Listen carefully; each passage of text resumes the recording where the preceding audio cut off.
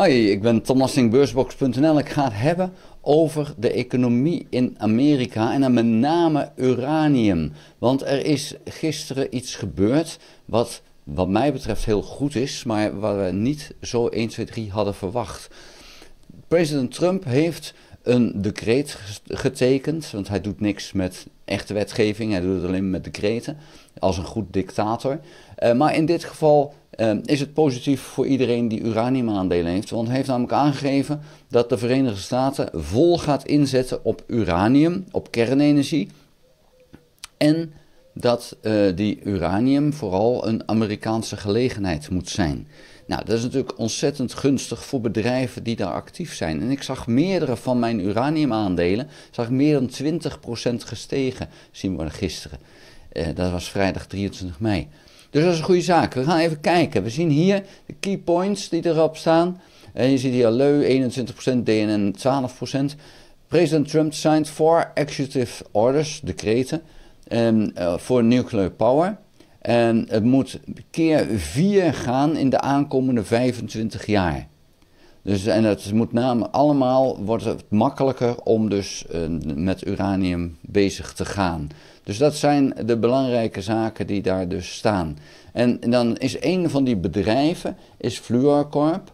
En dat is namelijk een bedrijf wat die kerncentrales bouwt. Maar andere bedrijven zoals DNN, Denison Mines, maar ook Centrus Energy Corp, zijn ook actief binnen die sector. En dat maakt het heel interessant.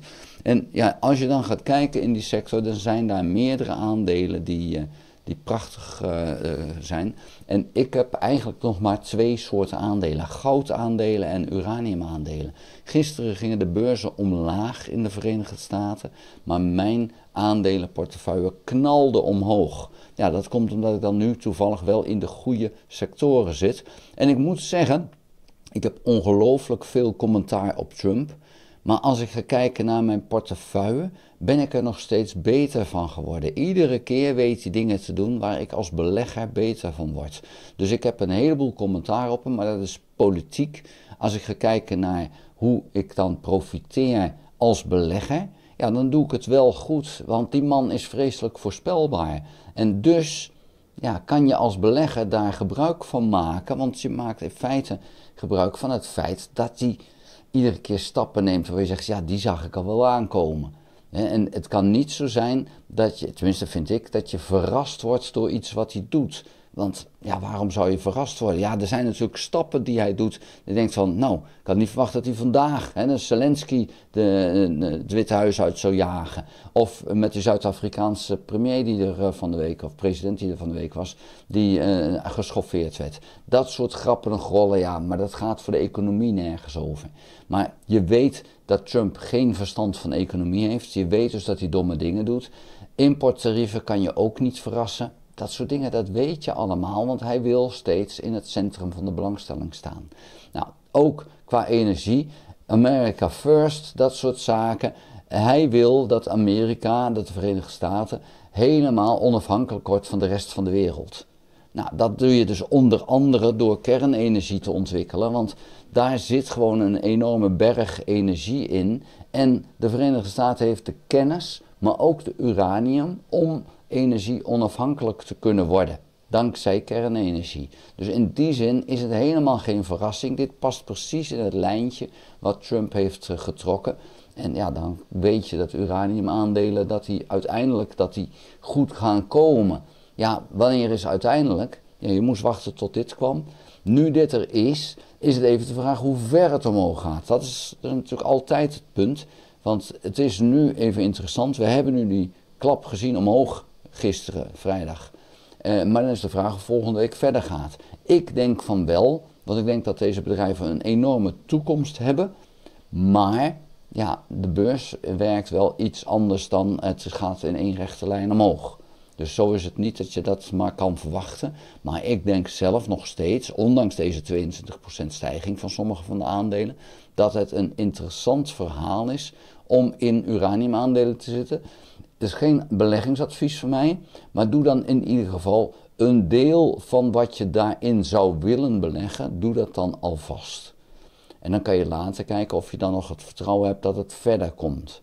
Maar goed, dit is niet nieuw, dit heb ik al heel vaak gezegd. Dus in feite zou je nu al aan je tweede deel kunnen denken. Want dit wat er nu is gebeurd, is de bevestiging dat Amerika daadwerkelijk met uranium verder wil, met kernenergie verder wil.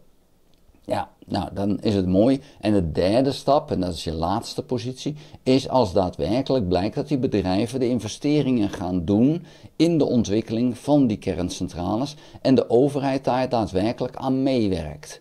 Nou, als je dat ziet, ja, dan heb je de laatste stap. Maar goed, het is geen beleggingsadvies. Je moet zelf kijken of dit interessant voor jou is, of jij het aan kan om in dit soort dingen te gaan beleggen. Want wat ik al zei, het is geen rechte lijn omhoog. Het is een hele kleine markt verhoudingsgewijs. Dat betekent dat als hij interessant wordt, dan wordt hij ook heel erg interessant.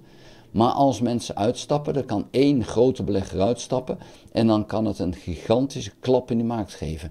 En ik weet uit ervaring dat er af en toe een grote belegger even uitstapt, al was het maar om te kijken hoe snel anderen dan van hun voetstuk vallen. Want er zijn heel veel mensen die zitten op de margin, zitten ze in de markt en als die beurs dan daalt, dan moeten ze die aandelen verkopen. En dan gaan ze tegen ramskoersen gaan ze eruit. Ja, en er zijn natuurlijk spelers in de markt, zeker in zo'n kleine markt, die daarop inspelen. Kijken van, hé, ik ga eventjes voor een paar miljoen aandelen verkopen. Kijken wat er gebeurt. Als dan die koers helemaal indondert, dan koop ik voor tientallen miljoenen ineens weer in. Alleen op een hele lage koers, want iedereen is in paniek dat ze die aandelen zo snel mogelijk kwijt moeten. Dat is het nadeel van een kleine markt, een kleine sector. En in die kleine sector heb ik heel veel aandelen die maar 1, 2 dollar waard zijn op dit moment op de beurs. Dus realiseer je dat er een extra risico in zit en dat er vooral de volatiliteit, de bewegelijkheid enorm kan zijn. En daar moet je tegen kunnen. Daar wil ik het bij laten. Vond je de video interessant? Geef een duim. Heb je nog geen abonnement? Abonneer je dan op dit kanaal, druk dan ook op het belletje, dan krijg je notificaties als ik een volgende video gemaakt heb. Ga ook naar de website www.beursbox.nl en schrijf daarin op de gratis nieuwsbrief. Ik schrijf daar vaker over, onder andere uraniumaandelen en goudaandelen. Dank voor het kijken, tot de volgende keer. Houdoe!